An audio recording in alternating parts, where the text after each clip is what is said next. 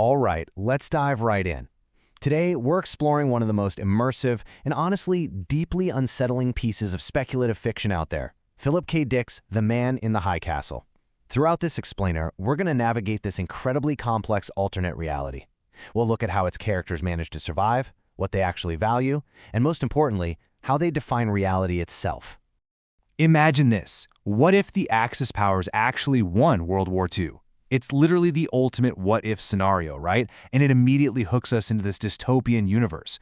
The text shows us the massive ripple effects of this one historical divergence. We see it playing out in the everyday lives of the characters, drastically altering the global balance of power and really just tearing at the very fabric of human existence. So picture the scene. The year is 1962. It's been 15 years since the Allies capitulated and lost the war. The former United States is completely partitioned. You've got the Japanese-controlled Pacific states of America over on the West Coast, the German Reich dominating the East Coast, and in the middle, just a loosely banded Rocky Mountain states serving as a sort of buffer zone. Here's our roadmap for today. First, a world divided. Second, the Oracle's guidance. Third, the illusion of authenticity. And finally, a fiction within fiction. Let's get to it. Starting with Part 1, A World Divided, looking at the geopolitical landscape. You've got this incredible stark contrast between the two ruling empires. Out west, the Japanese Pacific states are heavily focused on trade, strict civil law, and this massive, almost obsessive cultural fixation on collecting pre-war Americana. We're talking things like Mickey Mouse watches and authentic Civil War revolvers. But then you look at the East Coast, and the German Reich is entirely focused on massive technological leaps. They're obsessed with space exploration, synthetic plastics, and enforcing rigid, horrifying policies of racial purity. And to expand on that German side, the text lays out their activities in cold, factual detail. They are actively building rockets for Mars colonization and using advanced synthetic plastics like polyesters in their spaceships.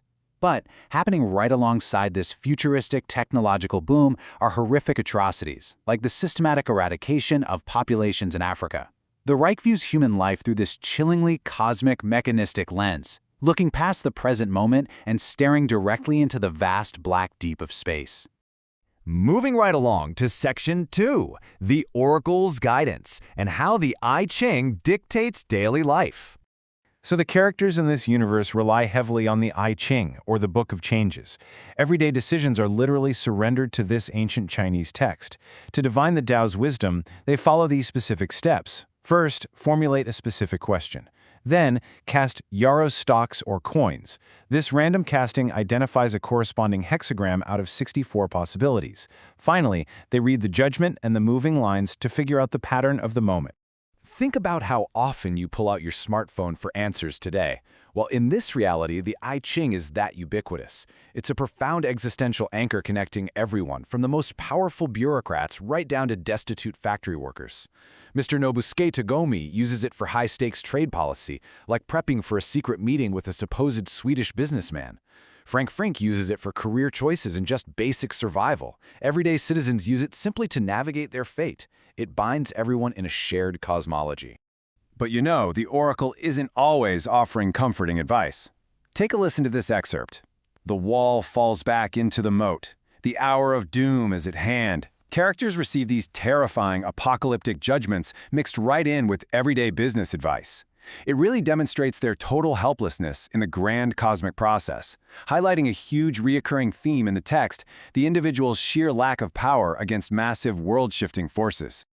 Okay, Section 3, the illusion of authenticity, where we look at fakes, history, and perceived value. This brings us to a super fascinating concept in the book called historicity. Basically, it's the idea that an object literally contains its own history within it.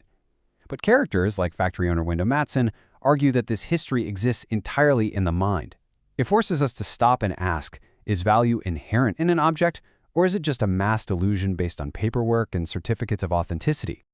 To really put this into perspective, the text compares two lighters. One is a Zippo lighter that was supposedly in FDR's pocket when he was assassinated, and the other is an identical, totally ordinary Zippo lighter. If you can't feel some sort of mystical presence or aura differentiating these two objects, it kind of suggests that authenticity is just a fragile mental construct. It's much like the fake Civil War guns the antique dealer Robert Childan sells without even knowing it. His entire livelihood depends on the perceived authenticity of items that might just be expertly crafted fakes from a local foundry. And this whole idea of fakes, it actually extends to human identity too. Consider this tense reveal from the text. I am a Jew. We did not die. We still exist. We live on unseen. This is spoken by a disguised spy who chemically altered his physical appearance to pass as a Swedish businessman. It totally exposes the ultimate flaw in the Reich's rigid, absolute categories of identity. Because if a man can perfectly forge his race and background to walk right among the elite, then the very foundations of their worldview are proven completely hollow. So it all boils down to this. If race, history, and authenticity are just illusions, what is actually real? The characters realize they can't distinguish fakes from genuine articles, whether it's an antique gun or a person's core identity. And that realization lays the absolute perfect groundwork for our final, mind-bending revelation. Which leads us perfectly into our final section, a fiction within fiction, centered around The Grasshopper Lies Heavy.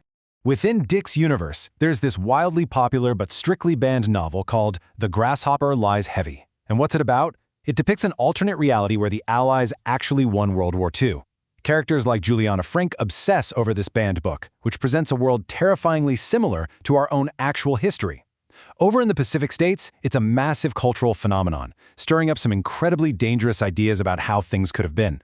Let's put these timelines side by side for a second.